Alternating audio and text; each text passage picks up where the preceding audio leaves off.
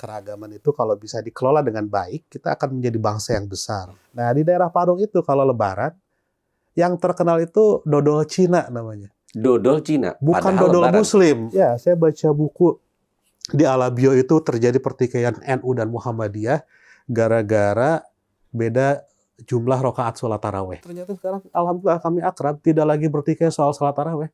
Karena dua-duanya sudah jarang taraweh. Ya, saya dengar di Papua tidak ada masjid. Terus Bapak Papua itu bilang, iya Kang, Papua tidak ada masjid. Yang ada? Adanya gerejanya orang Islam. Stop. Banyaklah anak-anak saya juga dibully gitu. Masa ya kamu begitu gitu. Ya terus ya saya juga ada banyak ancaman gitu.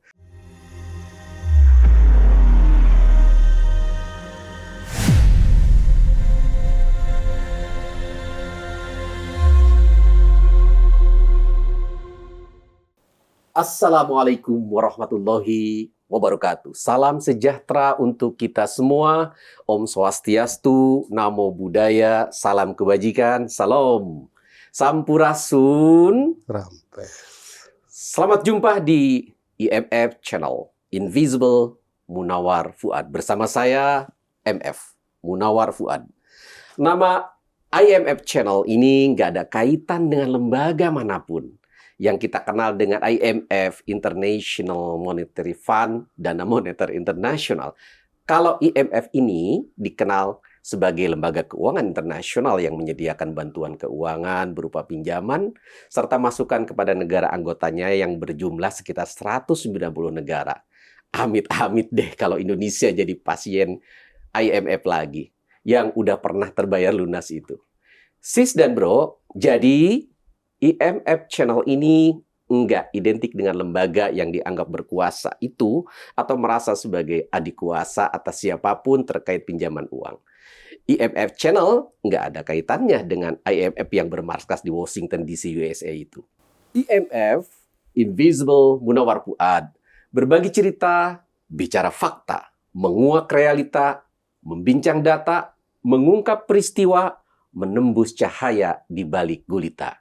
Kali ini saya mengajak bintang tamu saya, bincang santai, menyelami cerita, jejak rekam, merespon isu dan peristiwa, baik yang terlihat maupun yang tak terlihat, dari dunia nyata juga dunia maya.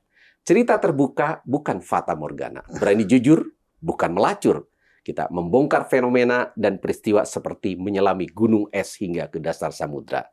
Inilah sosok Kang Wawan, sahabat saya yang berhasil kita undang di studio IMF Channel. Assalamualaikum warahmatullahi wabarakatuh. Sampurasun. Sampurasun, rampes Kang Wawan.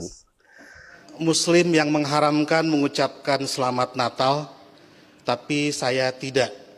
Dan sebetulnya banyak juga orang Islam yang berpendapat mengucapkan selamat Natal itu tidak apa-apa.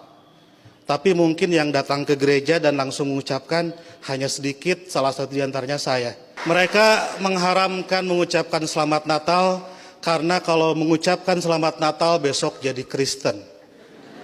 Saya tiap 10 November mengucapkan selamat Hari Pahlawan, besoknya saya tidak jadi Avengers. Minggu lalu saya mengucapkan selamat menikah kepada teman saya yang hajatan, besoknya saya tidak jadi pengantin. Kumaha daman Kang Wawan? Alhamdulillah. Lama sekali nih. Ya, sejak pandemi. Iya. Padahal kita sama-sama USA ya. Orang Sunda asli. Kita terlahir dan dilahirkan, ditakdirkan itu. Kang Jeng di Bekasi, saya di Bandung. Sama-sama B. Sama-sama B. Kumaha damang Kang ya? Alhamdulillah. Sehat. Hatur Kang nuhun. Jeng sehat. Alhamdulillah. Kang Jeng itu Kang Ajengan. Kenapa? Karena kalau di Jawa Timur kita kenal istilah kiai, kalau di Tatar Sunda itu ajengan. Iya. Tapi karena ajengan Fuad ini nampak selalu muda, bahkan lebih muda daripada brosis yang milenial, jadi tidak pantas kalau kita sebut Pak Ajengan. Saya tapi sudah meninggalkan Kang aliran Ajengan. hitam ini. Ya, sudah putih semua rambutnya. Sehat juga Kang Jeng ya? Alhamdulillah. Ya. Kang Wawan nuhun hadir di studio Dengan senang hati Kang Jeng. IMF Dengan Channel. senang hati.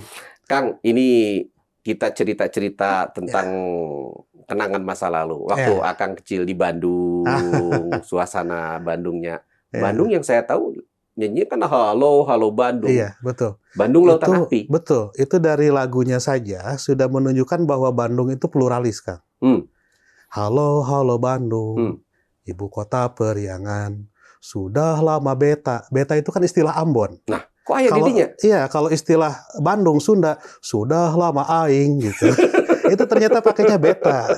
Dan itu logatnya logat Sumatera kan, bukan logat Cianjuran. Jadi dari lagunya saja, itu sudah menunjukkan Bandung itu kota yang plural. Gedungnya juga gedung sate, padahal sate di Madura. Kalau mau konsisten Bandung harusnya gedung peuyeum kan. Gedung yang di atasnya tape gitu, karena ciri khas orang Sunda itu peuyeum. Tapi ini gedungnya gedung sate. Lagunya sudah lama beta, bukan sudah lama aing gitu ya. Saya lihat di kaosnya Kang Wawan ini ada Bandung Lautan Damai. Wah. Ini melengkapi Bandung Lautan Asmara, Kang. Karena dulu kan kita ada Bandung Lautan Api, ada Bandung Lautan Asmara. Saya kepikiran, Bandung apa lagi? Nah, Bandung Lautan Damai. Disingkat Balad. Balad itu artinya teman. Gitu. Iya, Kang. Baik, Kang. Kita mau bincang-bincang santai nih. Tentang keberagaman Indonesia, negara yang begitu indah, gemah ripah Laut Jinawi. Betul. Dan dalam perjalanannya tentu ada riak-riak juga. Betul, terutama terkait dengan kehidupan yang tantangan intoleransi, polarisasi kehidupan beragama, dan juga riak-riak terutama menjelang pemilu ya. Saya kira ini menjadi panggilan kita bersama. Nah, Kang Wawan, saya lihat di berbagai media sosialnya ini masih terus muter-muter keliling-keliling tuh ngomongin tentang toleransi apa itu yang Kang Wawan sering cerita itu, gimana Kang? Iya, Kang Jang. Jadi itu bukan aktivitas saya dalam beberapa tahun terakhir, tapi mungkin dalam 20 tahun terakhir. Kang. Masya Allah. 20 Karena tahun. memang kan di Indonesia itu keragaman itu menjadi potensi sekaligus menjadi challenge. Keragaman itu kalau bisa dikelola dengan baik, kita akan menjadi bangsa yang besar. Ada ratusan keragaman berarti ada ratusan potensi, Kang. Kita kan kata Pak Presiden punya 750 suku gitu. Punya 3025 jenis binatang, punya 70 jenis soto. Jadi sato dan sotonya juga banyak di Indonesia itu. Sato sama soto. Iya, jadi keragaman itu kalau berhasil dikelola akan jadi suatu kekuatan yang sangat dahsyat. Tapi kalau kita lalai mengelola keragaman itu, akan terjadi bentrokan. Karena satu sama lain kan dalam keragaman ini tentu beda kepentingan, beda keinginan, beda pendapat, dan juga beda pendapatan. Nah itu yang bikin challenge di Indonesia. Makanya harus ada orang-orang yang mengambil sikap untuk tetap menjaga keragaman itu agar tetap harmonis. Gitu. Ya, terkait soto tadi Kang, makanan. Saya nggak lupa tuh, waktu saya ajak Kang Wawan mampir di Bekasi, di Cikarang. Kebetulan saya lahir di KBC, Kampung Babakan Cibarusah. Saya juga dari UK. Dari? UK. United Kiara Condong. Jadi saya ingat betul dan saya nggak lupa. Kayaknya saya kalau makan di mana-mana mesti ngajak Kang Wawan. Dan itu digratiskan. Ingat ya waktu itu kita mampir karena udah agak malam gitu di sebuah restoran Telaga Seafood ya. Di pusat perkotaan besar, middle class lah, banyak ekspatriat di situ makannya. Kita kan orang kampung nih ya, orang lemburnya mampir di situ. Begitu kita makan pesen menu, saya kaget tuh. Saya kira Kang Wawan memang sedang dikriminalisasi atau memang sedang dicari-cari begitu karena penistaan agama atau apa begitu. Tahu-tahu beliau, saya Jimmy katanya kan, saya pemilik restoran ini katanya. Saya mau foto bareng. Saya kan kaget. Oh ternyata yang saya ajak makan ini seleb. Disangkanya artis. Disangkanya. Dan beliau cerita katanya ini Kang Wawan yang viral itu kan katanya. Orang Bandung yang menyampaikan tausiah pada saat acara Natal. Acara Natal. Itu gimana ceritanya, Kang? Ya, jadi itu Natal sebelum pandemik, mungkin 2019 ya. Jadi waktu itu saya diundang oleh Pendeta Albertus Pati dari GKI Maulana Yusuf. GKI itu Gereja Kristen Indonesia. Tapi bagus namanya Maulana Yusuf. Mungkin itu gereja paling Islami ya. Maulana Yusuf. Iya. Bukan apa namanya nama-nama yang atau apa gitu. Itu di Bandung. di Bandung. Nah, diundang untuk menyampaikan sambutan di acara Natal. Ya, saya bicaralah sebagai sesama teman. Sebagai sesama Karena kan teman. seperti yang ditulis di sini, tidak ada dialog antar iman sebelum dialog antar teman. Jadi, kenapa Gus Dur akrab sekali dengan Romo, akrab dengan pendeta? Ya karena berteman. Nah, ini juga menjadi sekaligus strategi ya, strategi bagaimana pembauran orang-orang yang berbeda agama. Ya berteman aja dulu. Kalau sudah berteman tuh nanti nggak canggung. Jangankan nanya soal agama kita dan agama orang lain. Kalau sudah berteman itu kan minjem duit juga lancar ya. Karena sudah berteman gitu. Nah, sebagai teman, Pendeta Albertus Tapi jangan Pati, keterusan gitu kan. jangan. Nanti IMF-nya jadi lembaga peminjaman uang lagi. Terus kan? Nah, sebagai seorang teman, Pendeta Albertus Pati itu ngundang saya. Bisa nggak sampaikan selamat Natal? Ya, saya sih menyampaikan selamat Natal aja. Dan bicaralah sekitar 7 menit. Ya, saya sebagai seorang teman yang turut bergembira karena teman saya sedang gembira nih, sedang Natalan. Konteksnya begitu. Nah, kemudian mungkin karena sekarang zamannya media sosial itu viral. Sampai konon kalau di jumlah-jumlah yang memposting itu ada 12 juta orang yang nonton itu. Jadi 12 juta orang. iya, ada yang teman saya yang menghitung karena diposting di berbagai channel YouTube, kecuali channel YouTube saya karena saya nggak punya channel YouTube. Dan itu saya diposting. ngintip itu komen-komennya itu, Ya. Masya Allah luar biasa. Ada yang menghujat, mencaci, membuli. Iya, betul. Ada juga yang bilang ini murtad ini, kafir gitu. Gimana tuh Kang? Ya itu resiko ya saya kira, karena jangankan saya yang bukan siapa-siapa, RT juga bukan, saya nyalon RW juga nggak berani. Gus Dur aja yang presiden kan dihujat, Pak. Jadi Gus Dur itu dihujat, tapi untung Gus Dur punya mekanisme humor sebagai daya tahan yang baik ya. Waktu Gus sampean murtad, kata Gus Dur, ya nanti saya syahadat lagi. Apa yang disampaikan Kang Wawan waktu itu? Masih ingat beberapa Masih quote beberapa. Misalnya apa? Ya pertama saya mengucapkan selamat Natal, dan Natal itu dinikmati oleh semua orang, Kanjeng. Mau Islam, mau Kristen, mau Hindu, mau Buddha, dan itu lumrahnya di Indonesia begitu. Kalau kita umat Islam Lebaran juga kan yang ikut mudik orang Kristen juga ikut, orang Hindu juga ikut. Nah, waktu Natal itu orang Islam juga ikut, minimal menikmati diskon di mall itu ikut, liburannya juga ikut. Tapi kadang kita anti Natal. Natal itu haram, tapi diskonnya diambil. Itu kan nggak konsisten. Tapi liburannya dinikmati. Ya harusnya di Indonesia itu kan ini ya berbeda agama, tapi kultur harmoni kita berhasil menjembatani. Saya orang tua tuh dari Parung, Kanjeng. Parung itu Bogor, Betawi Ora itu. Nah, di daerah Parung itu kalau Lebaran, yang terkenal itu dodol Cina namanya. Dodol Cina? Bukan Padahal dodol Lebaran. Muslim. Harusnya kan kalau Lebaran dodol Muslim. Dodol ada agamanya gitu? Iya, makanya. Itu sekarang ini orang jadi agama yang harusnya menjadi inspirasi kemanusiaan, kadang jadi terkotak-kotak. Lihat pohon cemara haram, sampai ada orang yang di YouTube ya, saya dengar haram nyanyi lagu naik-naik ke puncak gunung karena lihat pohon cemara. Cemara itu pohon Kristen. Itu kapan pohon cemara dibaptis kan? Cemara itu ya pohon yang umum, hanya digunakan untuk ekspresi keagamaan orang Kristen. Seperti kita juga mengenal, ini musik Islam. Kalau itu musik Islam, berarti musiknya naik haji dong. Musiknya sholat, zakat, puasa. Kan musik itu netral, universal. Nah, tapi memang kadang-kadang musik, pohon, atau apapun benda-benda lain dijadikan alat untuk ekspresi keagamaan. Nah, tadi kan dibully. Ada yang sampai memperkarakan misalnya ke proses hukum. Atau ada situasi sosial yang membuat Kang Wawan mengalami tekanan atau persekusi. Hampir. Kayak apa ceritanya, Kang? Ya banyaklah anak-anak saya juga dibully gitu. Masa ya kamu begitu gitu. Ya terus ya saya juga ada banyak ancaman gitu.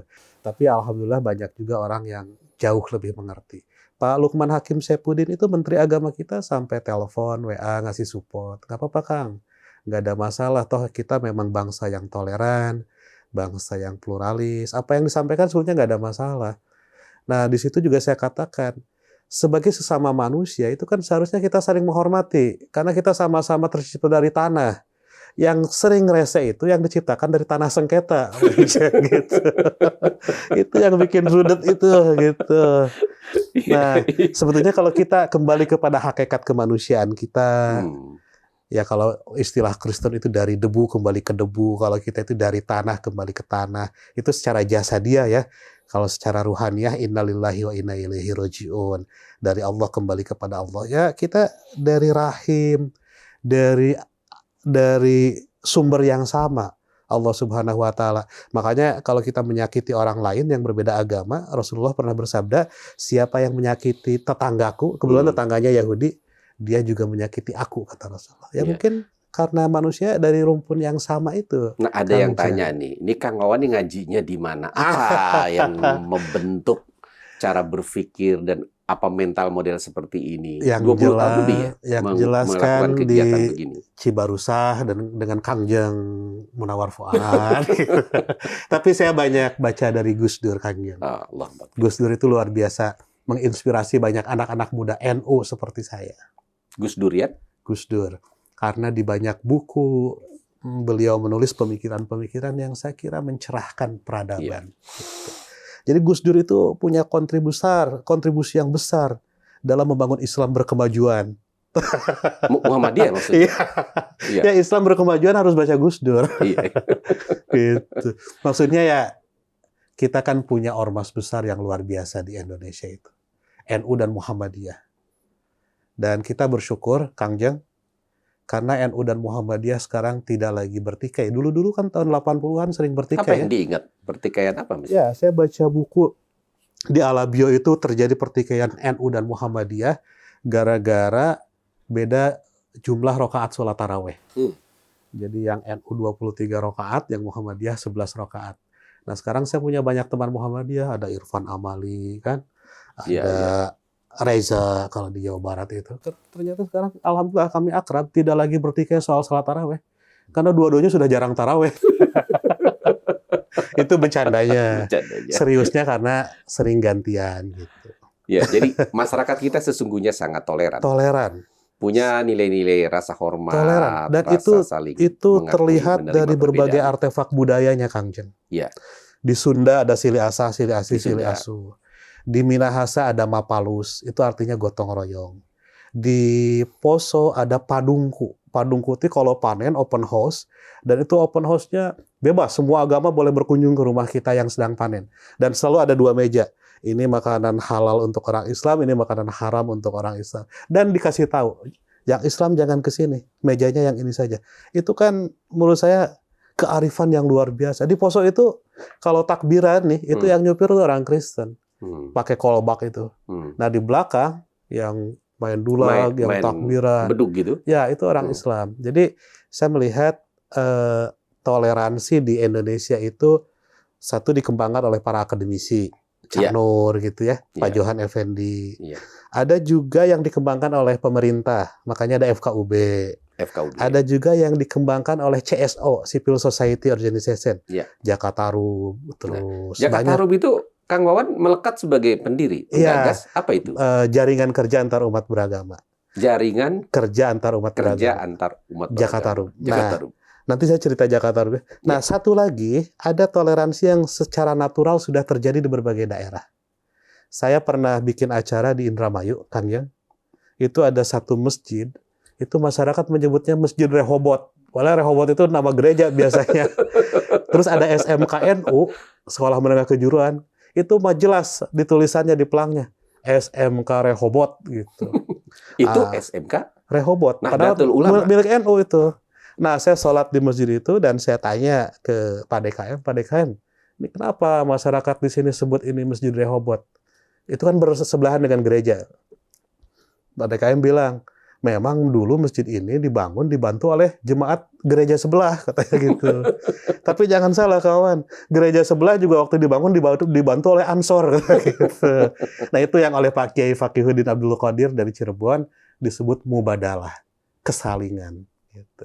Jadi saya sepakat Indonesia itu negara, negeri, bangsa yang sangat toleran terhadap perbedaan. Dan ini ada semacam harmoni, bukan mencampur adukan antara Bukan. syariah, akidah antar Bukan. satu agama dengan Bukan. agama yang lain. Tapi Bukan. dalam kehidupan sosial, budaya, seperti itu ya, Kang. Jakarta Rup tadi gimana, Kang? Ya, Jakarta Rup itu berdiri tahun 2000. Saya sebelum aktif di Jakarta Rup, saya aktif di Pakuan namanya. Waktu itu mendirikan Pakuan dengan Pak Ahmad Basso. Pakuan itu paguyuban anti diskriminasi untuk agama, adat, dan kepercayaan. Kemudian setelah Pakuan baru Jakarta Rup, jaringan kerja antar umat beragama. Jakarta Rup berarti usianya sudah 23 tahun dan alhamdulillah tahun 2020 menerima penghargaan dari BPIP sebagai ikon prestasi Pancasila. Wah, selamat. Iya, Congratulations. terima kasih. Itu bersama Romo Magnes, bersama Pak Kiai Hussein Muhammad, bersama 75 tokoh lain di Indonesia. Akang tadi cerita bagaimana nilai-nilai local wisdom ya. Terus cerita di satu daerah lain. Ke Papua pernah? Oh iya, sering. Oh Papua. sering. Gimana Ya. cerita? Papua, suasana keberagaman, toleransi di sana. Banyak juga cerita-cerita Papua itu tidak aman, Ya. antar umat terjadi konflik juga, situasi isu disintegrasi juga masih ada. Gimana, Kang? Ya, beberapa kali saya ke Papua tidak menunjukkan itu, Kang Jeng. Justru saya disambut baik oleh ketua FKUB di sana. Ada pendeta Simbiak namanya. Saya waktu itu beberapa hari di sana mengisi acara dan itu luar biasa. Dan yang menarik di Papua itu, mungkin Papua itu dulunya santri Gus Dur ya. Maksudnya? Karena di Papua itu semuanya lucu. Jadi orang Papua itu punya tradisi namanya mob. Apa? Mob. Jadi mob itu dia cerita-cerita tentang yang lucu-lucu. Bisa dari jam 9 malam sampai jam 3 pagi, Kang Jeng. Nah, gimana cerita suasananya tuh? Ya, waktu itu saya tanya ke teman-teman Papua, Bapak, saya dengar di Papua tidak ada masjid. Hah? Ya, saya dengar di Papua tidak ada masjid. Terus Bapak Papua itu bilang, iya Kang, Papua tidak ada masjid. Yang ada? Adanya gerejanya orang Islam. Saya masih di Ya. Dewan Masjid Indonesia, Kang Wawan. Itu Saya ada. tahu di sana banyak masjid. Iya, banyak masjid. Jadi Tapi itu cerita harian. iya, jadi cerita harian. Jadi yang di Papua itu ada satu desa, itu di desa itu penduduknya semua Katolik. Tapi kalau bulan puasa, di desa yang penduduknya semua Katolik itu ada tradisi, makan tidak boleh pakai sendok sama garpu. Karena takut bunyinya kedengaran oleh orang yang sedang puasa. Padahal di desa itu semuanya Katolik. Saya harus Jadi siapa ketawa, yang Kang. sedang kalian hormati Begitu itu? besar rasa toleransi, betul. rasa ya. Betul. Tidak ingin mengganggu Betul. warga saudaranya yang lain berpuasa. Iya. Jadi makan biasanya pakai garpu, sendok. Iya. Jangan katanya kalau bulan puasa jangan. Takut Padahal di situ kedengeran. penghuni desa itu Katolik semua, nggak ada yang puasa waktu itu. Nah itu saya kira nilai-nilai Iya. kearifan yang itu semua di daerah Indonesia itu ada gitu. Itu kami pernah membukukannya, judulnya Dialog 100, itu cerita-cerita toleransi harian yang kami temukan di berbagai daerah di Indonesia. Jadi kembali seperti yang tadi saya sampaikan, toleransi di Indonesia itu ada yang memang natural, tumbuh di Indonesia. Teman saya Alexander Pelletier dari Toronto itu bilang di Indonesia itu pluralisme itu bukan teori, bukan teoritis, tapi historis. Memang terjadi gitu. Kekaguman pengamat dari luar negeri. Betul. Makanya kan kita punya Pancasila, itu yang kita gali dari nilai-nilai bangsa kita. Makanya waktu tahun 86 kan ada polemik tentang asas tunggal tuh. Kiai As'ad Syamsul Arifin dari NU ya, orang tua kita semua bilang, kenapa kita harus tolak Pancasila? Kan ketuhanan, kemanusiaan, persatuan, musyawarah, keadilan, itu sudah kita kunyah-kunyah sejak ratusan tahun yang lalu. Baru belakangnya dinamakan, itu namanya Pancasila. Tapi kan dikunyahnya udah sejak lama, jadi nggak ada buat kami itu masalah tentang Pancasila. Itu keseharian kami. Jadi bagaimana kita bicara, membahasakan supaya nggak jadi naon teh? Salah paham atau pahamnya yang salah terhadap mereka yang masih mengatakan anti Pancasila atau menolak Pancasila. Karena kan mereka yang anti Pancasila itu orang baru di kita, Pak. Itu mungkin pasca reformasi. Ada ya satu ormas, saya nggak mau sebut nama ormasnya. Tapi inisialnya HTI ya. Inisialnya aja kan saya sebut. Inisialnya saja. Saya tidak sebut nama ormasnya. Itu kan bilang Pancasila togut dari barat. apa kamu ya kalau kata orang Bandung mah. Heeh. Pancasila itu digali dari dasar budaya kita sendiri. Di Subang itu ada ahli spiritual Hmm. namanya Pak Mei Kartawinata. Pak Mei itu sekarang jadi tokoh penghayat kepercayaan. Itu di Subang tuh dapat wangsit, Kang Jang, tahun 1927. Ternyata wangsitnya tuh ketuhanan, kemanusiaan, persatuan, musyawarah, dan keadilan. Itu sama dengan Pancasila. Jadi betul kata Mbah Asad itu. Ya Iya. kenapa kita ribut? Kan sudah dari dulu kita kunyah-kunyah semua sila dalam Pancasila itu. Nah baru belakangan dinamai. Jadi nggak ada masalah. Untuk mereka yang menolak ya mungkin harus ikut Mapaba lagi. Mungkin harus Ada ikut kaderisasi. KMNU. Ya, Iya. harus banyak ngobrol dengan kita. Jadi ruang obrol seperti ini sebetulnya ya buat teman-teman yang belum bisa menerima Pancasila ya.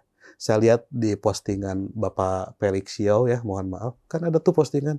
Bela Pancasila tidak ada dalilnya katanya. Hmm. Bela negara tidak ada dalilnya, kalau bela Islam jelas jihad. Tapi Islam gimana mau tumbuh kalau negaranya nggak ada, Pak Kiai? Betul Kak? Sok, saya sering ditanya, Kang Wawan, mana yang harus kita dahulukan? Hmm. Bela agama atau bela negara? Iya. Teman Jawabnya saya, apa? teman saya jawab bela Safira. Kan? Tapi kalau saya jawab, ya bela agama, bela negara itu nggak bisa dipisahkan. Bahkan bela negara itu bagian dari bela agama. Karena bagaimana mungkin kita bisa beragama dengan baik, dengan tenang, kalau negaranya nggak ada. Naik haji mau berenang, kan pesawat kuota itu ditentukan negara. Kita mau sunat, bisa sunat sendiri, itu kan dokter sunat disertifikasi oleh negara. Kita menikah dicatatkan oleh negara. Jadi nggak mungkin beragama tanpa negara. Nah, kita kan mohon izin, Kang Jang belajar kaidah usul fikih kan begitu. Yang mana Malayati nih? mawajibun ila fihi Wah, fahuwa kiainya wajib. keluar nih. Nah, kalau sesuatu menopang kewajiban, ikut wajib. Beragama itu wajib. Tapi kalau tidak ada negara, kita kacau dalam beragama. Nggak bisa naik haji. Iya, saya pernah dengar juga tuh ketika cerita Nggak bisa bagaimana nikah. fatwa Hadratus Syekh Hasyim Asy'ari Betul. Jadi Allahumma ighfir lahu. wajib. Ya, Gitu ya. hubbul waton Minal iman. minal iman. Itu Iya. sejuk kan? Cinta terhadap Betul. tanah air, terhadap negara, sebagian Betul. dari iman. Ah, itu Betul. nggak ada di Quran tuh. Betul. Nggak ada di hadis. Betul loh? Betul. Nah, itu kita berarti menyimpangkan tafsir, pemahaman agama. Tapi itu Ada yang berpandangan begitu. Tapi itu sesuatu yang sangat rasional, Kang Jang. Orang Yunani itu konon belajar filsafat tujuannya 3. 1, memaksimalkan rasionalitas. 2, mengendalikan emosionalitas. 3, mencintai tempat tinggal. Kenapa harus mencintai tempat tinggal? Ya gila aja kali ya, kita tinggal di sini, kita tidak cinta dengan tempat kita tinggal, akan stres gitu. Kita bikin kenangan Itu cerita di sini. filsafat. Ya, di Yunani begitu. Iya, iya. 600 tahun sebelum Masehi itu sudah bicara tentang mencintai tempat tinggal. Karena apa? Karena kita membangun kenangan di sini, putus cinta di sini, bahagia di sini. Masa kita tidak mencintai negeri ini? Makanya saya pernah tertohok, Kang Jang, oleh teman saya dari penghayat kepercayaan. Dia bilang begini, tanah suci bagi kami, tanah yang setiap hari tanahnya kita injak, langitnya tempat kita berteduh, dan airnya kita minum tiap hari. Ya tanah suci itu ya tempat kita hidup di sini.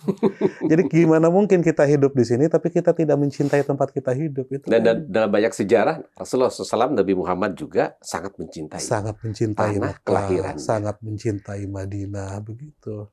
Mekah, Madinah, kembali lagi ke Mekah. Betul. Dan tidak pernah pergi ke Eropa ya? Atau tinggal di sana. Ya, tapi betul. Ya. Artinya kan begini, Islam itu kata Cak Nur pakai bahasa yang lokal, Quran pakai bahasa Arab, tapi maknanya universal. Ya, apa yang dalam pemikiran pandangan Kang Wawan untuk share ke anak-anak muda tentunya? Ya, tadi Nabi mencintai Makkah dan Madinah karena kontekstual. Ya. Seperti Nabi juga mencintai gamis karena pakaian orang Arab gamis. Ya. Kalau pakaian orang Indonesia batik, ya mencintailah batik seperti sarung Kang Jeng ini. Jadi itu universalisme Islam itu bisa ditafsirkan dalam konteks lokal gitu ya. Iya. Jadi saya kemarin Kang, saya habis nyolatin keluarga saudara saya. Kebetulan jamaahnya banyak yang jenggotan. Kemudian setelah selesai sholat, ada yang nyamperin saya. Dia bilang, Kang, Akang kok nggak jenggotan? Saya bilang, istri saya kayaknya nggak suka kalau saya jenggotan. Dan kita memang susah tumbuh ya. Tapi dia bilang, ini kan sunnah Rasul. Hmm. Kalau kita tidak mau mengikuti apa yang Rasul kenakan saja Iya. pada badannya, bagaimana kita dianggap dekat dan mencintai Rasul? Gitu. Mhm. Jadi itu ukurannya, Kang. Gimana tak ngelihat fenomena seperti ini? Anak muda nih, Kang. Iya, dulu teman saya pernah diundang Gus Dur saat Gus Dur jadi presiden. Dan teman saya itu pas sesi tanya jawab, tanya, Presiden saya mau tanya, banyak ucapan presiden itu yang bikin kebakaran jenggot. Itu pas pampres sudah tegang karena ini pertanyaan di luar setting. Menyerang Iya. presiden waktu itu. Tapi jawaban Gus Dur luar biasa. Yang kebakaran jenggot pasti orang yang berjenggot ya.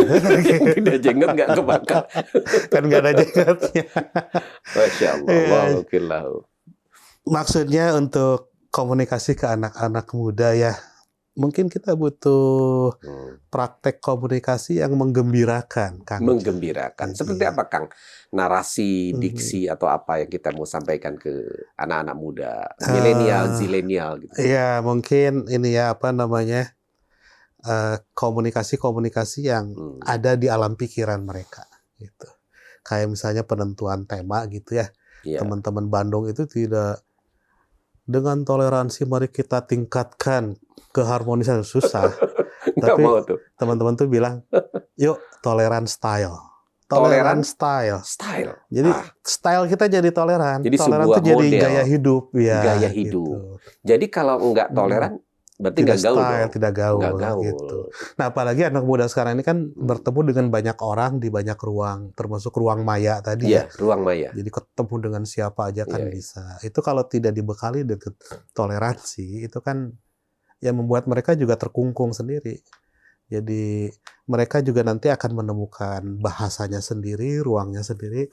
Makanya sekarang banyak sekali kegiatan toleransi yang diinisiasi oleh anak-anak muda. Itu keren sekali. Lewat Jakartarum juga? Ya, salah satunya lewat Jakartarum. Jadi di Jakartarum itu, dulu kami bikin Jakartarum. Itu organisasi yang komunitas aja sih. Tidak ada kelengkapan administrasi. Pokoknya tempat orang ngumpul, paguyuban lah. Iya. Tapi ada kebutuhan, kita juga harus rapih secara administrasi. Nah, kami bikinlah satu lembaga lagi namanya Pusat Studi dan Pengembangan Perdamaian, namanya Nawang Wulan. Karena di mitologinya Jakartarum itu punya istri namanya Nawang Wulan. Nah, belakangan itu banyak anak-anak muda yang mendaftar ingin jadi pengurus Jakartarum. Tapi kan kami nggak bisa kalau pengurus terlalu banyak. Jadi itu lokal hanya di Bandung, Jawa Barat, atau ada Jawa juga Barat. Sebarannya di beberapa tempat? Ada sebarannya. Tapi di yang lembaga lain itu kita tergabung dalam JAII, Jaringan Antar Iman se-Indonesia. Itu ada sekitar 200 lembaga. Berbagai pemuka atau tokoh lintas agama? Betul, berbagai. Bahkan agama-agama yang mungkin tidak mainstream ya. Seperti Bahai, Sikh, Yahudi, itu ada juga di kami. Nah, yang tadi Kang Jan yang daftar jadi pengurus Jakartarum itu sampai 300, tapi kami hanya bisa menerima 17 orang. Kenapa? Ya karena pengurus tidak bisa terlalu banyak. Tapi yang sisanya itu kami bikinkan komunitas baru namanya Nawangsi. Lain lagi tuh? Ya karena di dalam mitologi Jakartarum itu Jakartarum menikah dengan Nawang Wulan, anaknya Nawangsi. Jadi sebentar lagi saya akan ketemu di Dukcapil untuk bikin kartu keluarga. Sekarang udah ada pilihan kemana gitu? Belum tahu ya?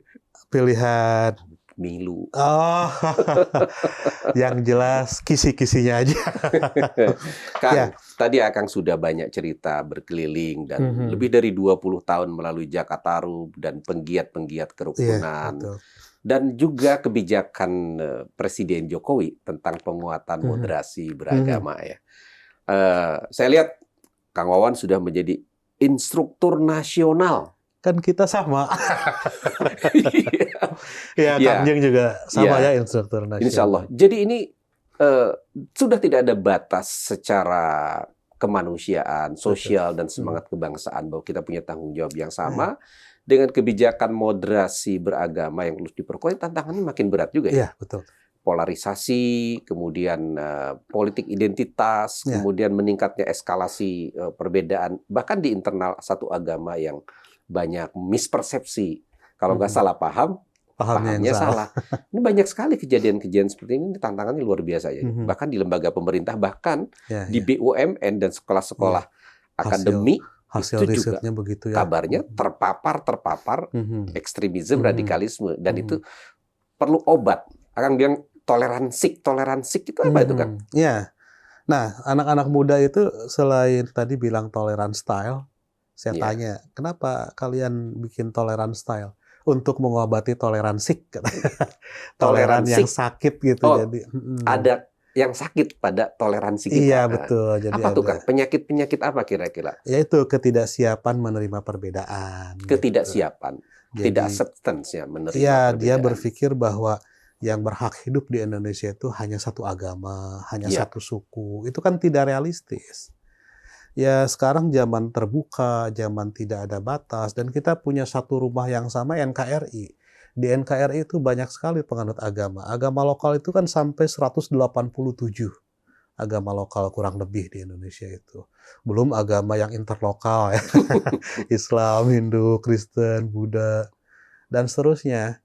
Jadi ya nggak mungkin kalau kita tidak toleran. Nah, karena ada sekelompok orang yang tidak toleran, buktinya apa? Buktinya banyak kok di Jawa Barat teman-teman Kristen yang mau bikin gereja susah ya.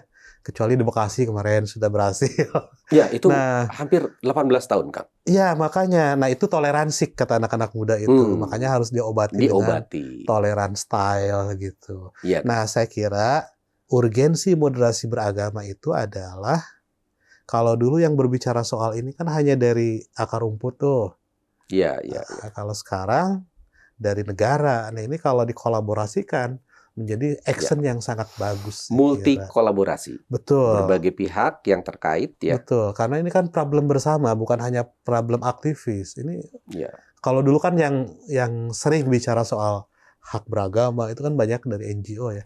Sekarang ya negara bicara soal itu kemajuan yang sangat luar biasa, dan ide moderasi beragama ini juga kan membuat kita para aktivis nih seperti kami ya punya akses ke KUA, akses ke Kementerian Agama, akses ke Kesbangpol. Itu sesuatu yang sangat bagus saya kira. Iya, tantangannya sangat besar dan hampir merata. Masih banyak Kang kasus-kasus bagaimana saudara-saudara kita bukan hanya bagaimana membangun gereja itu juga banyak mengalami persoalan. Betul. Ada juga membangun masjid juga di daerah tertentu sama. Di Bitung, jadi ini saya sebenarnya temukan untuk semua agama ya. Iya, makanya kalau di Jawa Barat ya kami kan selalu mendampingi teman-teman Kristen yang gerejanya ditutup. Kemudian banyak orang yang bilang jangan main sama Kang Wawan, dia itu agen Kristen. Antek lah. Iya, agen. Terus saya bilang saya bukan agen, saya grosir. Karena kalau agen kan produknya satu. Karena kita juga kan bela kalau ada masjid ditutup, kalau ada pura dipermasalahkan. Jadi sebetulnya yang kita bela itu seperti kata W.S. Rendra, hidup bersama yang harus kita bela itu.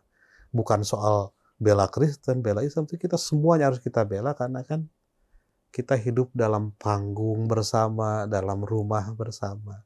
Masa sih sesama anggota rumah diperlakukan tidak adil, kan nggak enak. Iya, ada panggilan bersama, tanggung jawab bersama untuk memperkuat ya. Iya, memperkuat moderasi beragama, bukan moderasi agama. Karena agama itu sudah moderat, sudah mengandung nilai-nilai yang toleran, harmoni, damai untuk semua, dan juga kita ada komitmen sebagai warga bangsa, pemuka agama. Kalau nggak salah ada 4 pilar moderasi beragama. Toleransi, komitmen kebangsaan, anti kekerasan, satu lagi apa tuh Kang? Akomodatif terhadap budaya lokal, penghormatan terhadap budaya lokal. Prinsip di dalam moderasi beragama. Jadi kita lulus sebagai instruktur nasional. Lagi. Kita alhamdulillah dulu kita tahu kata nasional itu kan merek termos ya. Sekarang tahu nasional itu untuk instruktur seperti kita. Ya dulu kan waktu kita kecil ada merek termos nasional ya. Iya Kang, banyak tokoh-tokoh lintas agama, para pemuka agama yang sudah menanamkan benih-benih. Apalagi Indonesia tadi sebenarnya sudah tersedia tumbuh-tumbuhan, makanan yang sedang kita kunyah, bahkan dikunyah oleh para leluhur kita. Kang Wawan mengidolakan siapa ya? Dari para maha-maha guru ada banyak ya. Kalau Dan kita juga tidak kekurangan tokoh di Indonesia tuh. Ya sekali lagi saya mengagumi Gus Dur, Buya Syafi'i Ma'arif juga, Cak Nur juga. Iya. Nah, masing-masing kan punya berbagai pendekatan. Pak Johan Effendi juga. Kalau di Kristen itu ada Pak TH Sumartana, ada banyak lah, ada Romo Magnes gitu. Nah, mereka juga kan orang-orang yang seperti kita nih, satu lingkaran pertemanan gitu, Iya. dan membuahkan pikiran yang sangat luar biasa untuk bangsa Indonesia ke depan. Dan Gus Dur itu punya pendekatan yang keren ya. Kalau Cak Nur kan pendekatannya teoritis, Ya, bukunya intelektual, tebal-tebal, referensinya banyak. catatan kakinya banyak. Kalau Gus Dur kan sederhana. Waktu katanya ya, waktu Indonesia dengan Timor agak panas gitu. Iya. Gus Dur datang ketemu dengan Pak Sanana. Pak Sanana, kita santai ya, kita sama-sama Gus. Saya Gus Dur, Anda Gus Mau. Gitu. Kan pendekatan model itu sulit, Pak, kalau dengan Iya. pendekatan teoritis. Iya. Gus Dur itu sekaligus menawarkan pendekatan yang sangat praktis gitu. Gus, kalau kirim Fatihah keterima nggak sama jenazah nanti sama almarhum di akhirat? Ya keterima lah, kirimannya aja nggak balik lagi ke kita. Karena itu saya lihat Kang Wawan di posting-postingnya itu oleh orang karena tidak punya YouTube. Kok suka berziarah ke makam-makam yang Iya. tokoh Muslim, non-Muslim, gimana ceritanya? Iya. Sebagai rasa cinta? Cinta, dan kan kita harus melanjutkan visi misi beliau-beliau itu. Jadi, dan juga memperkuat keimanan kita dalam toleransi, karena kan godaannya juga berat, tantangannya juga berat. Nah, untuk memperkuat, jadi agar kita merasa yang memperjuangkan ini sudah banyak, ada banyak tokoh. Ya, saya ziarah ke makam Allahyarham Gus Dur, Iya. berziarah ke makam Kiai Haji Ahmad Siddiq. Kan Iya. Kiai Ahmad Siddiq yang bikin konsep ukhuwah Islamiyah, ukhuwah wataniyah, ukhuwah basyariyah, itu kan insaniyah. memperkuat keindonesiaan kita. Tapi Juga, saya juga ziarah ke Samratulangi.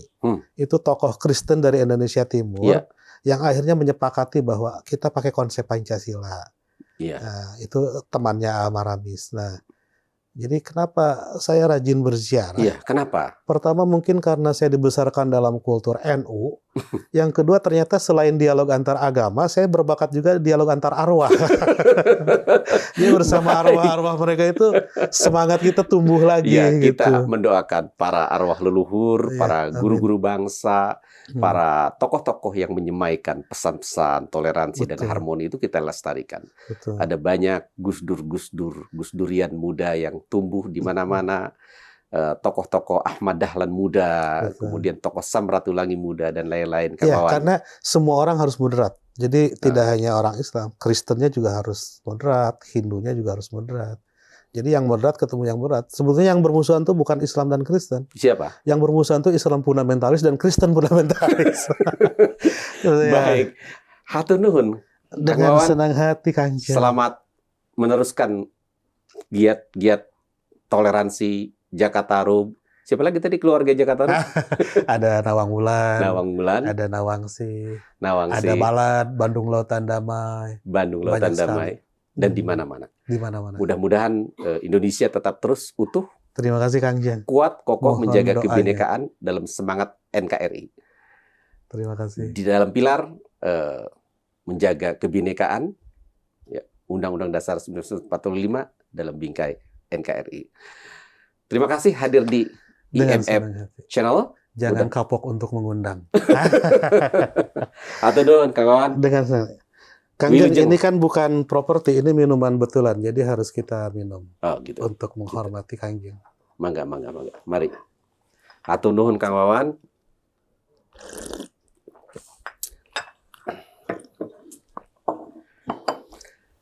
Semakin tinggi ilmu seseorang, maka semakin besar rasa toleransinya. Gus Dur. Sis dan bro, hidup ini penuh misteri. Setiap orang berlomba meraih mimpi, mengejar prestasi, bahkan berebut ambisi. Mengklaim semua punya solusi. Terkadang hanya halusinasi, nyatanya selalu ada rahasia ilahi. Bareng saya, MF Munawar Fuad di IMF Channel. Mengajak terbang, menembus cahaya di balik gulita. Memilah mana pembenaran, mana kebenaran.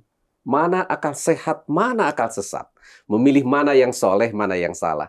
Bukan untuk menghakimi, apalagi mengadili, bukan untuk memponis siapa salah, siapa benar, bukan memilah siapa kawan atau siapa lawan. Selanjutnya, terserah Anda.